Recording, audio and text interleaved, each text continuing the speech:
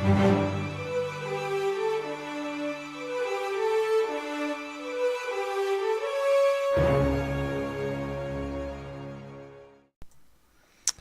afternoon. Welcome back to the channel. This is a bench update for the weekend of June 16th, 2018. Trying to get some bench time in today because the weather is supposed to be hot and humid here in southwestern Ontario.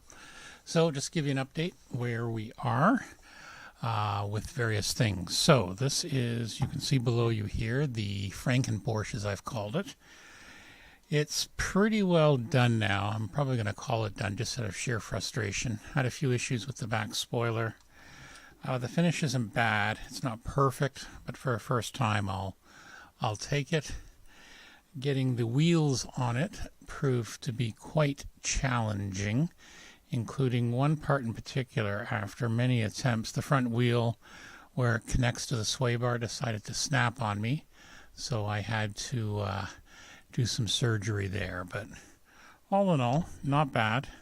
Again, I'd probably like to do it again at some point. It's not a bad kit. It definitely issues with the builder, shall we say, but not bad at all. But yeah, I'm definitely going to call this one done. So that means moving on. The previous video, as you know, I was looking at a couple of things, and in the end I did end up deciding to build the Bandai 1/72 scale tie interceptor. So going to do that. I previously did an inbox review, so I'm not really going to go back into it in great detail, other than just I've taken the sprues out of the bags. And again, just a quick review of all the sprues. They look really good. Going to be painting these up, priming them first obviously, and then painting them up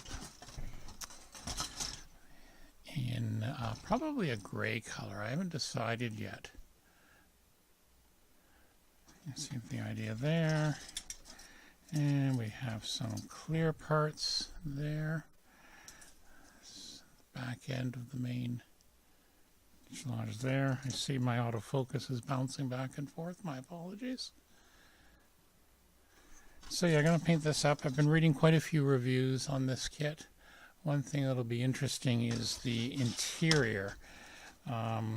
There is both stickers and proper water slide decals for these,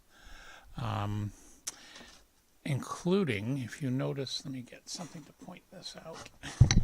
If you notice, right here, these are some of the cockpit instrument panels. There you go.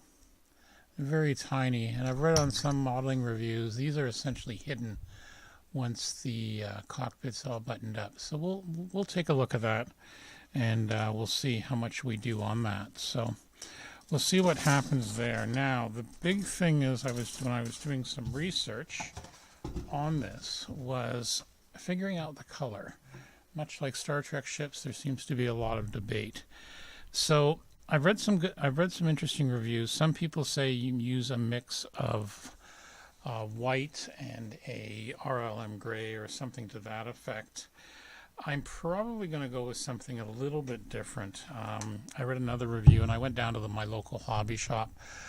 I've ended up getting this XF66. This is the light gray, and it looks like a fairly good match.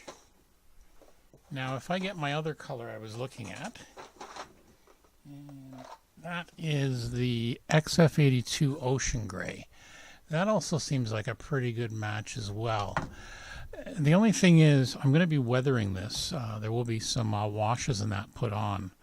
So I'm not really sure yet what I'm going to do. I know I will be priming it with the black primer by Styrins. That's the white one.